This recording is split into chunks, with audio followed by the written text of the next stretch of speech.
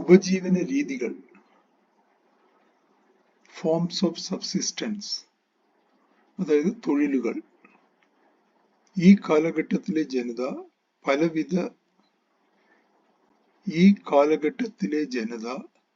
പലവിധ ഉപജീവന രീതികളായ വേട്ടയാടൽ, ഭക്ഷണശേഖരണം, കാലി വളർത്തൽ, കവർച്ച അഥവാ പിടിച്ചുപറി, വെട്ടിച്ചുട്ട് കൃഷി, വയൽ കൃഷി, മൺപാത്ര നിർമ്മാണം, ലോഹ സംസ്കരണം, മീൻപിടുത്തം, ഉപ്പ് നിർമ്മാണം തുടങ്ങിയവയിൽ ഏർപ്പെട്ടിരുന്നു.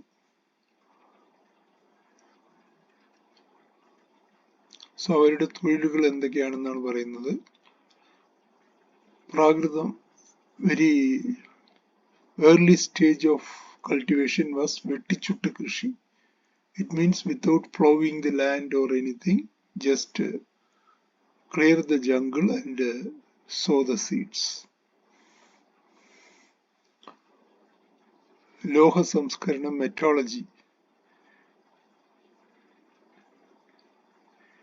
ഇവയോരോന്നും പരിപൂർണമായും ഒറ്റയ്ക്കല്ല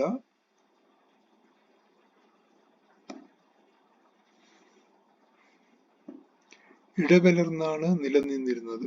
കുറിഞ്ചി വനനിബിഡമായ കുന്നിൻ പ്രദേശം, മുല്ലൈ മേച്ചിൽപ്പുറങ്ങൾ, പാലൈ വരണ്ട പ്രദേശം, മരുതം നനവുള്ള സമതലങ്ങൾ, നെയ്തൽ തീരപ്രദേശം എന്നിങ്ങനെ 5 തിണൈകളെ കുറിച്ച് സംഘം കവിതകൾ സൂചിപ്പിക്കുന്നുണ്ട്.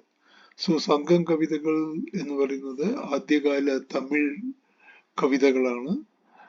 അവ നിലങ്ങളെ 5ആയി വിഭജിച്ചിരിക്കുന്നു. അതാണ് കുറിഞ്ചി, മുല്ലൈ, മരുതം, നെയ്തൽ, പാലൈ.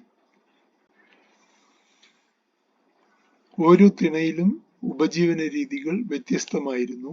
ഏറ്റവും പ്രാചീനമായ ഉപജീവന മാർഗങ്ങളായിരുന്നു വേട്ടയാടലും ഭക്ഷണശേഖരണവും. അകനാനൂറ് ഒരു സംഘകാല കൃതിയാണ്. അകനാനൂറിൽ കുറിഞ്ചിയിലെ വേട്ടക്കാർ ഉപയോഗിച്ചിരുന്ന പ്രാചീന ആയുധങ്ങളായ കവണൈ, വേൽ എന്നിവയെക്കുറിച്ച് പരാമർശമുണ്ട്. വിവിധ മഹാശിലാ കേന്ദ്രങ്ങളിൽ നിന്ന് കണ്ടെടുത്തിട്ടുള്ള പുരാവസ്തു തെളിവുകളായ ത്രിശൂലം, അമ്പുമുനകൾ, കുന്തമുനകൾ, വാളുകൾ,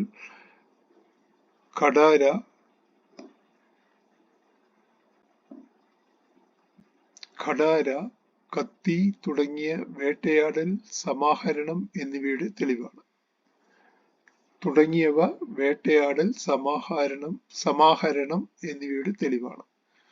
ഗോത്രീയ രക്തബന്ധു സംഘങ്ങൾ വിഭവസമൃദ്ധമായ വനപ്രദേശത്ത് നിന്ന് തങ്ങളുടെ ദൈനംദിന ഭക്ഷണം കൂട്ടായി ശേഖരിക്കുകയും ഗോത്രാംഗങ്ങൾക്കിടയിൽ അവ പുനർവിതരണം നടത്തുകയും ചെയ്തു.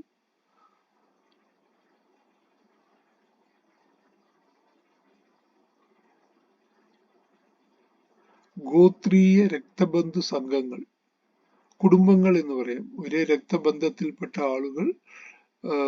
ഗോത്രം എന്ന് പറയുന്നത് ആദ്യകാല ജനത. അവരുടെ രക്തബന്ധത്തിലുള്ള ആൾക്കാരുടെ സംഘങ്ങൾ വിഭവസമൃദ്ധമായ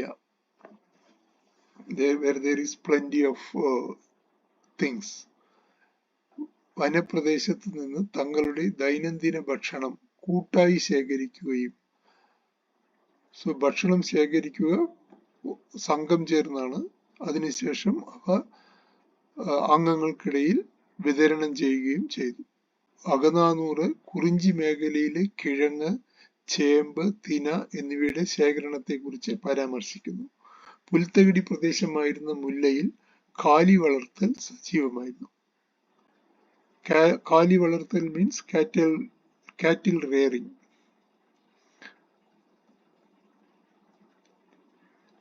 കുറിഞ്ചി, മുല്ലൈ മേഖലകളിൽ വെട്ടിച്ചുട്ട് മാറ്റകൃഷി വ്യാപകമായി ചെയ്തിരുന്നു.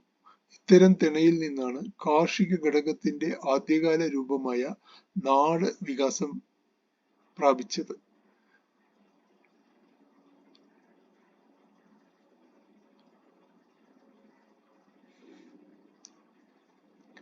കൃഷി ചെയ്യുമ്പോൾ ഒരേ സ്ഥലത്ത് താമസിക്കേണ്ടി വരുന്നു. അതിന്റെ ഭാഗമായി നാട് എന്ന രൂപം ഉണ്ടാവുന്നു.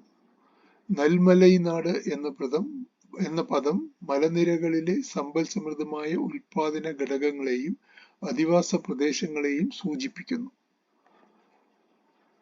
പുനനാട് എന്ന പദം പുനം കൃഷി നടന്നിരുന്ന പ്രദേശങ്ങളെ സൂചിപ്പിക്കുന്നു.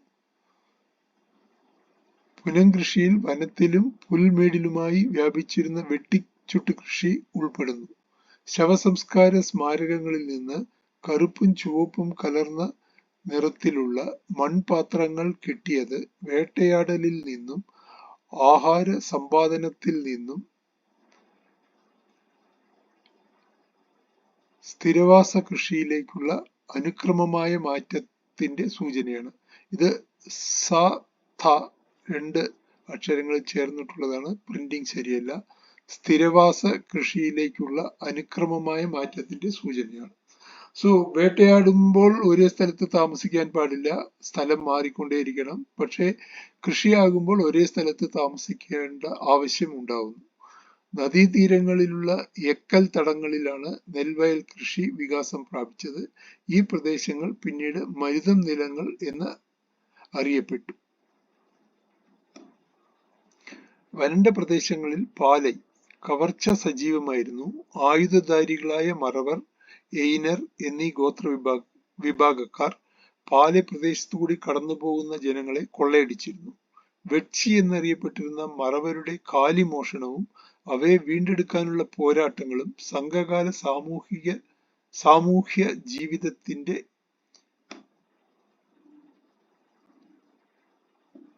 ഭാഗമായിരുന്നു. ഇത്തരം കാലിവേട്ടയ്ക്കിടയിൽ മരണപ്പെട്ട വീരന്മാരുടെ സ്മരണയ്ക്കായി നാട്ടിയവയായിരുന്നു വീരക്കല്ലുകൾ. തീരപ്രദേശത്തെ നെയ്തൽ ജനത മീൻപിടുത്തത്തിലും ഉപ്പ് നിർമ്മാണത്തിലും ഏർപ്പെട്ടിരുന്നു. ആദ്യ ചരിത്രകാലത്തെ ജനത മൺപാത്ര നിർമ്മാണം, ലോഹ സംസ്കരണം, കല്ല് കീറൽ, മുത്തു നിർമ്മാണം തുടങ്ങിയവയിലും മുഴുകിയിരുന്നു. സോ യുദ്ധത്തിന്റെ ആദ്യകാല ഭാവമായിരുന്നു മോഷ്ടിക്കപ്പെട്ട കാലികളെ വീണ്ടെടുക്കുക എന്നുള്ളത്. അതിൽ മരിച്ചവരുടെ സ്മാരകങ്ങളായി വീരക്കല്ലുകൾ എന്ന് പറയുന്ന കല്ലുകൾ നാട്ടിയിരുന്നു.